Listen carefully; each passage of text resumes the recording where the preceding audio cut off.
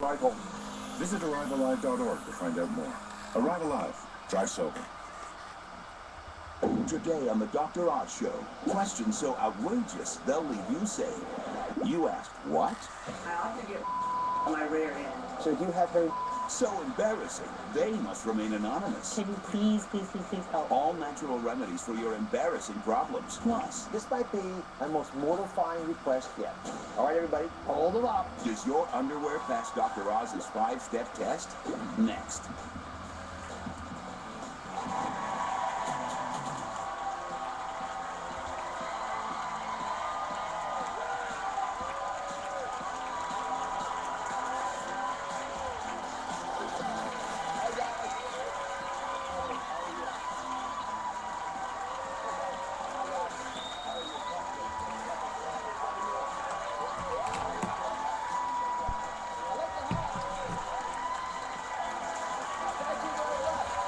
Hi there, this is Paul Beckman, Paulo Rainbow Song. How are you?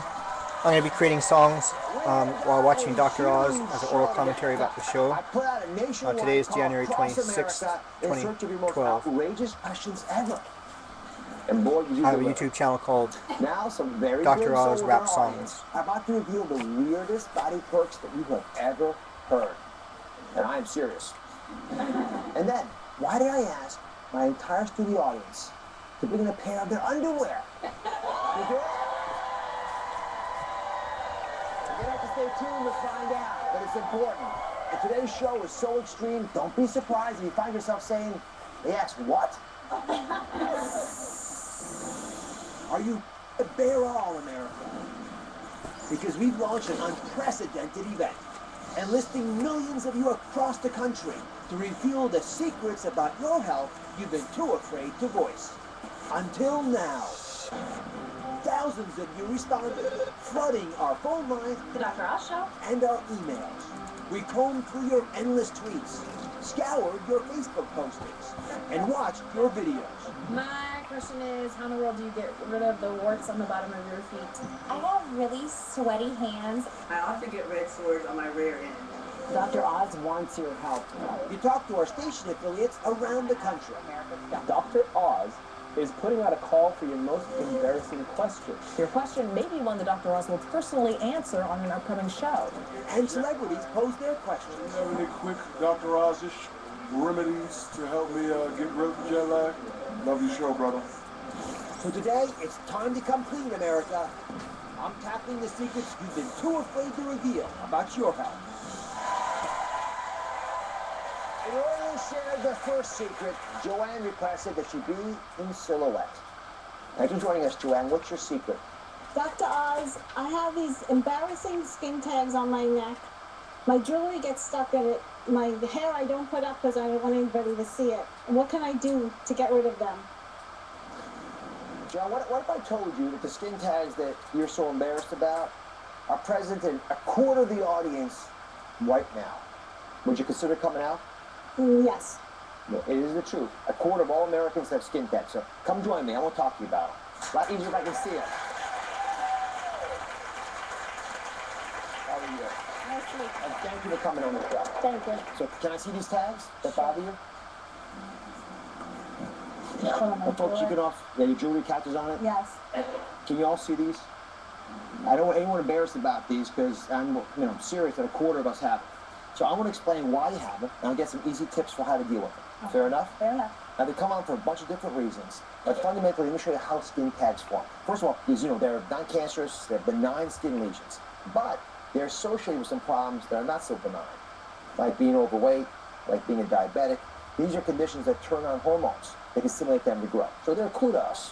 Now, the other thing is that they often result in friction between your skin and your clothing, or even between folds of skin. That's why they'll rise in the necks and the groin areas and places under your arms oftentimes you'll see skin tags. So, if you look at what's going on, this is a representation of what your skin might look like, right? And in the skin, you have natural ability to heal. This, metaphorically, is your clothing. So put your hand in there and gently rub on the skin.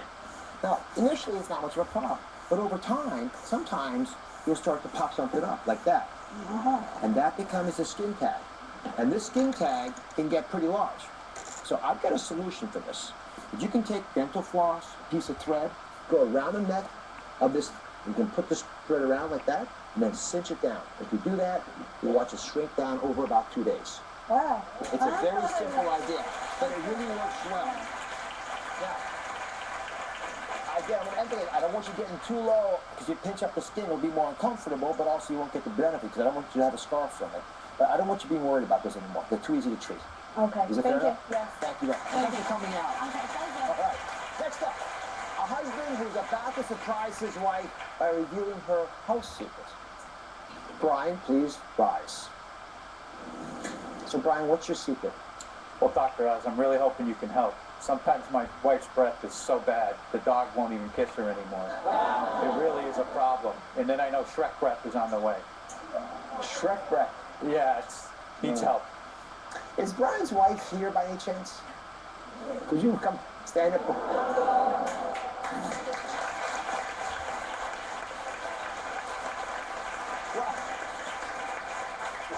What is your name, man? Shireen. Shireen. Yeah. So how do you feel about Brian right now, Shireen? You can be honest. It's going to be a long ride home back to Connecticut. Hey, come on down. Come on. I'll talk to you about these things.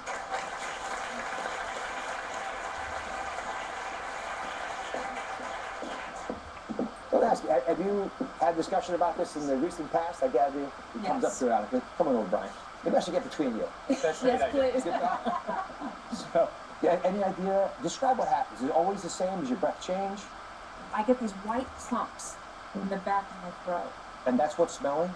I believe so. And if they get large enough, I need to pick them out. Yeah. And when you get them out, does the smell go away? Until the next batch arrives. Yeah. May I look? Sure. Here, okay, come over here. So okay. I've got a camera here, so everyone's going to be able to see as well. Brian, you can come assist me if you want. Great. Oh, the purple gloves. The purple gloves. All right, so I'm going to just try to look back there and see if I can identify these things. Okay. So, let's get a little tongue depressor here. You guys, when you have a tongue depressor in there? No, I'm fine. Okay. All right. So you don't mind. Let's make sure it's done. No, it's only in this side. Right there. Freeze that right there. Good. All right. Now, put that up if you don't mind. That was fun. It was fun. Come over here. You see this little hole here? See a little hole right there? Yeah. Those little hole and that little white thing back there? That white thing is a stone that's growing inside those holes. It's called a tonsilolith. Okay. Tonsilolith. Let me show you a picture, because I got a good one, of what it actually looks like if I can get a nice image. Okay. It looks like this. This is someone who has more than you have. Yeah. Those little white little spots. All right. Let me show you what's happening here. This is a tonsil. So these holes get food stuck in them. People who have postnasal drips will get them a lot of times because that mucus will come over them and bathe them. People who have certain types of dietary habits will accumulate certain minerals in there, and you form little stones that are the size of a little flaxseed, a mustard seed here. They can get even larger, and they can be the size of a pearl sometimes. What size are yours usually? In between. About this size? A little larger than that one. The one you have in there now is in between these two. Yeah. But it'll have an odor to it. Very normal, very treatable, but you have to get ahead of it. So I recommend you think about nasal sprays. Okay. Because it'll help deal with the postnasal drip. You ever have that problem? You do. I do, yeah. So that's one thing I think across the board easy to do, and it helps manage that issue. So you don't have to bathe in any solution that might give rise to it. Okay. The other thing is water picks work really well. If you irrigate it with water, you can actually wash the stuff out when it's small before it gets into a big stone. Okay. Fair enough? Fair enough.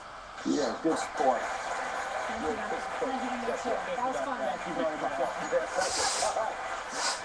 Our next secret comes from 4 women across the country, and they all have the same complaint.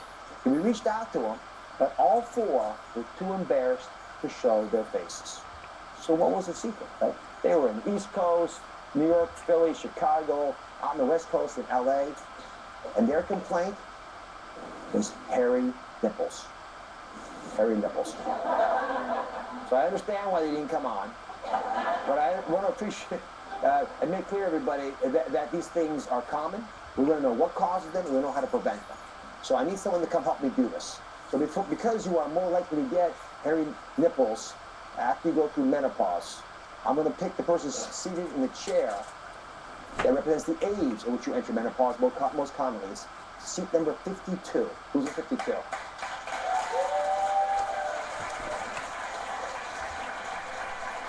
How are you? Good, how are you? Thank you for coming up. Thank you for having me. What's your name? Eileen. Eileen. I know your name. You know I am. So do you have hairy nipples? Yes. You do? They're blonde hairs, but, You have blonde hairs? Mm-hmm. I didn't call you up to talk about your hairy nipples, but, it is a very common issue. Do they bother you at all? No. No, my husband likes them.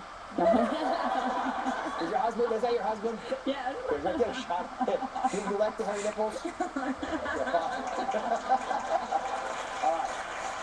So, let me explain why we get hairy nipples, and then we'll talk about the problems that sometimes happen that might be possible. Fair enough? Yes. Come on over here. So, we got a little animation. Come stand over next to me. Be easier to see it.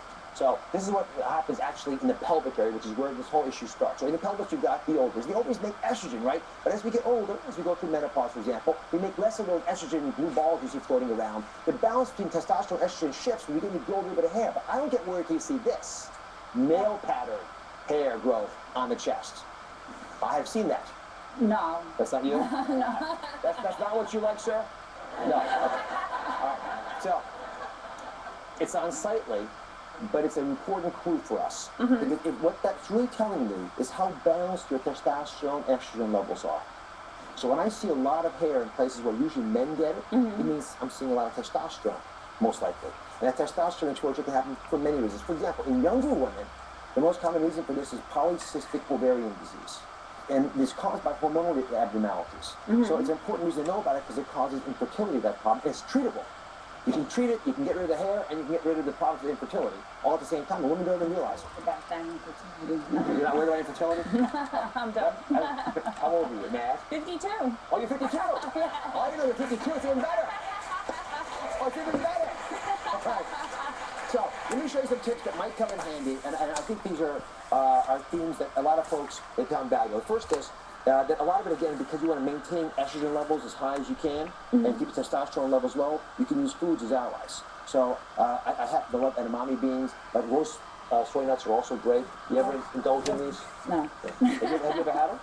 No. Oh, they taste one of these. These things are the best snacks. And they will actually increase the healthy kinds of estrogens you have in your body. Oh, they're good. They're good, aren't they? And if you're young, you're not worried about getting pregnant, but oral contraceptives also work really well for this. Okay.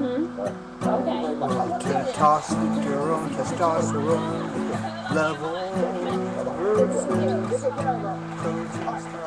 Our last confession comes from Dilek, who asked, what if you got hairy nipples? Do you want that? Do you like that as well? So, Dilek, where's you pro?